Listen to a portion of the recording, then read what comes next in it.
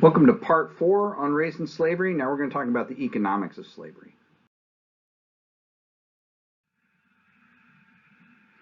Ultimately, cotton is going to be what's going to cause slavery, especially in the American South, to become absolutely entrenched. As I mentioned before, tobacco is a good crop, but it depletes the soil. And so they were searching for another crop that was a little bit more sustainable that they could use there in the South for these large commercial plantations.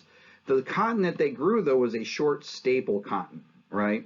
And what that means is that the fibers are really short. They had developed for long staple cotton things like the roller gin to take the seeds out of the cotton, because that's the biggest problem with cotton. You've got to get the seeds out of it. But a roller gin with short staple cotton will just tangle the seeds in worse. So finally in 1793, the cotton gin will be invented, credited to Eli Whitney. The cotton gin is kind of a ingenious little design. You got a series of really fine-tooth saw blades there, if you will, and the little top hopper that folds over the top where the blades just kind of stick up barely through these little slats, right? You throw the short staple cotton in it, you crank the handle, and the blades grab the fibers and pull them through, but the seeds can't fit through. It has a profound effect on the cotton industry in the United States, right? Whereas before a single slave could probably de-seed about a pound of cotton per day, now all of a sudden, thanks to the cotton gin, a single slave can now process between 50 and 60 pounds of cotton per day, right? Cotton begins to be produced on a massive number. Just to give you some examples, here are cotton exports in the United States. Before the cotton gin in 1793, in the United States, about 500,000 pounds per year was being produced.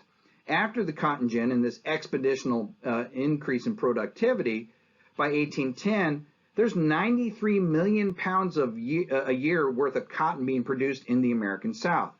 So needless to say, with that much more production, there's also that much more need for slaves. In 1790, there was only about 700,000 slaves in the United States. By 1860, on the eve of the Civil War, there's just shy of 4 million.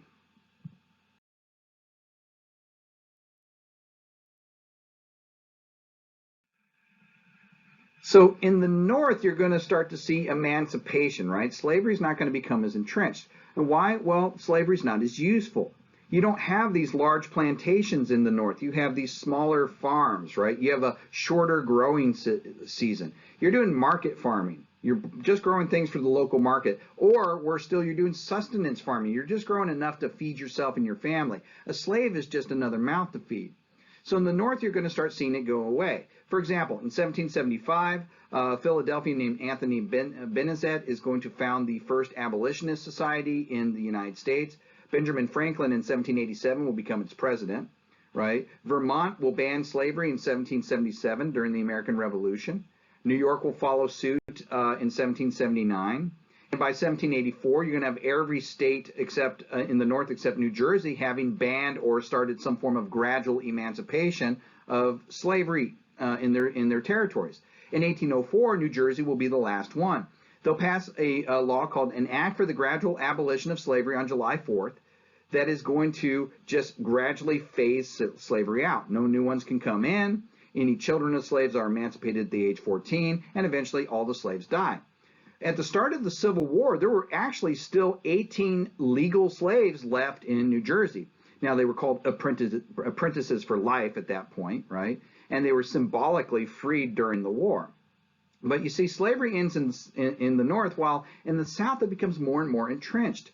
Cotton, when it becomes the sole economy of the South, is really going to cause slavery to become a staple of their entire society, right? In 1793, the same year that the cotton gin was invented, you're also going to have the passage of the Fugitive Slave Act, right? The Fugitive Slave Act is designed to enforce Article 4, Section 2 of the Constitution.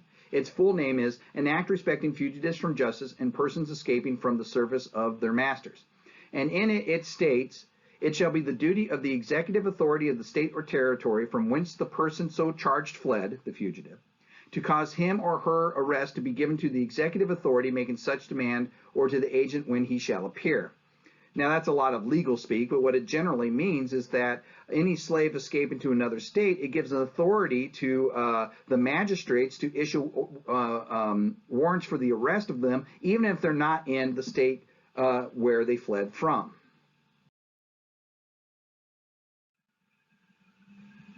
And of course, the legality of slavery and the slaves was always something that was an important issue.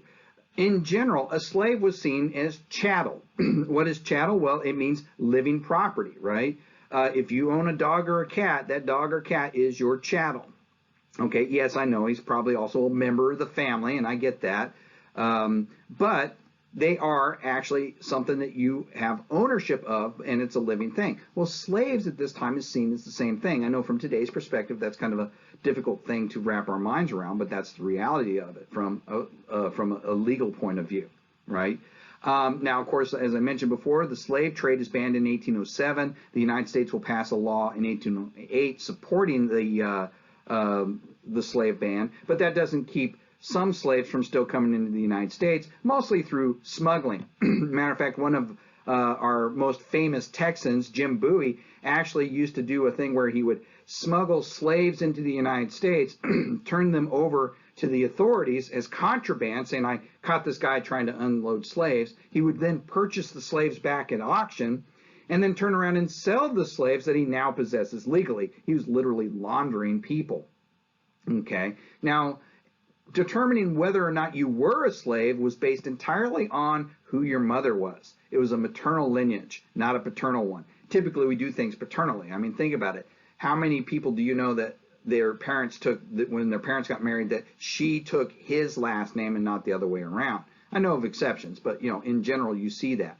But this is a maternal lineage in this case. If your mother is a slave, you're born into slavery. And there's really two key reasons for that. Reason number one is that the father could be the slave master. Slaves are very valuable. They're very expensive, and sometimes the slave masters took it upon themselves to help make more slaves, if you know what I mean.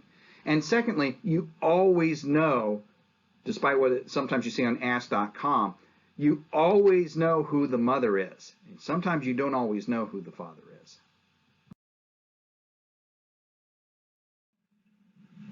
So in the South, slaves are going to become really, really important. Matter of fact, by 1790, a third of the Southern population was slaves.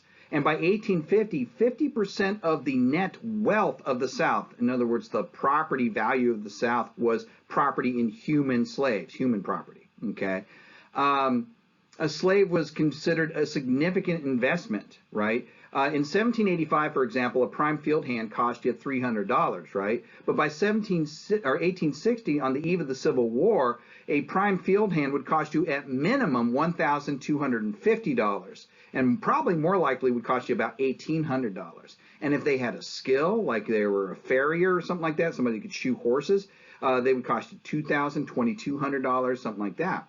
To put that in perspective, $2,000 in 1860 would literally buy you a southern mansion, right? It could purchase a lot. The slaves are extremely valuable.